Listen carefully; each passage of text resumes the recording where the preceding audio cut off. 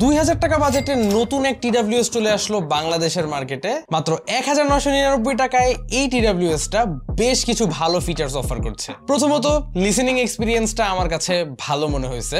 Max ভলিউমেও নাই কোনো distortion, আর 13 মিলিমিটারের ড্রাইভার্স থাকায় বেজও পর্যাপ্ত।